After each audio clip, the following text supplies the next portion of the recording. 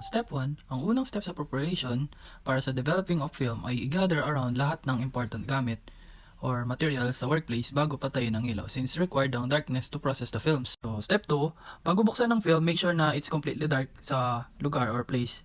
And kasi pwede siya mag-cause ng damage sa film, ang lights. Also, to open the lid, hook the edge of the lid under cassette opener at i-bend sa side until mag-pops off ang lid. Step 3 naman, cut your film from the cassette with scissors after removing it from the cassette. Unroll the film until you reach the small plastic cassette in the center. Then cut it through the film where it connects with the tape that secures the film to the plastic. So, step 4 naman, slide the film sa edge ng reel para i-reload into then. Twist the side back and forth para ma-wind and ma-secure ang film. Pag naka-surely wrap na ang buong film sa reel, it means tapos na ito. Step 5, ipasok ang disconnected cores from fill tank sa opening center, film reel. Ilatag na flat ang reel sa tank bottom habang naka-loosely yung core sa center at tightly fasten the film tank with lid.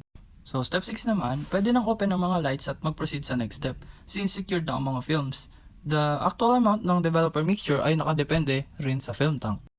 Step 7, figure out the temperature ng mixture para ma-estimate ang time ng pag-develop ng film.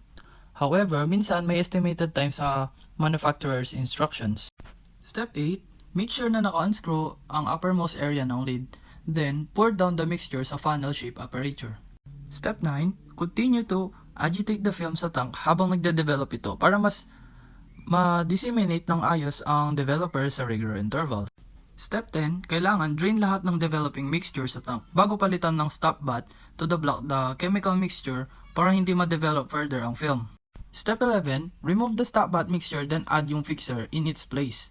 The last chemical sa developing process to stabilize the film at pwede ma-expose sa light without being damaged. Step 12, after the process, it's safe to remove the reel sa tank.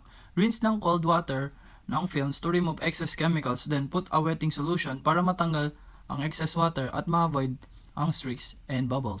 Step 13, ikutin ang sides ng reel in opposing direction to unroll the film katapos matanggal sa reel. Use clothing reel sa top at bottom to hang and dry the film and to keep it taut.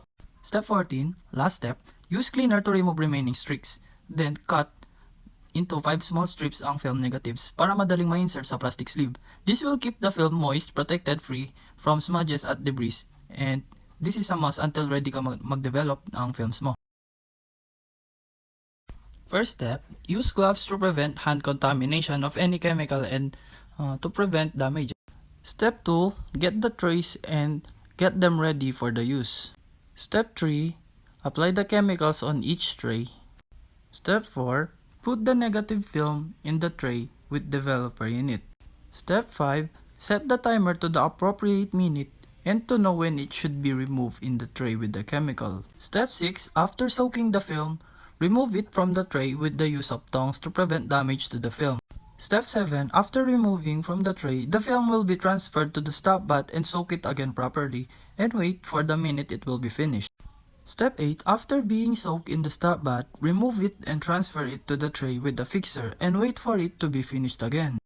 Step 9, use water on the film after it got soaked in the fixer tray to make it clean. Step number 10, after cleaning the film, hang it and use the film squeegee to remove excess water from the film and wait for the film to get dry. Step number 11, the last step, after using the film squeegee and removing the water residue, hang it and wait for it to dry and see the final result of your film.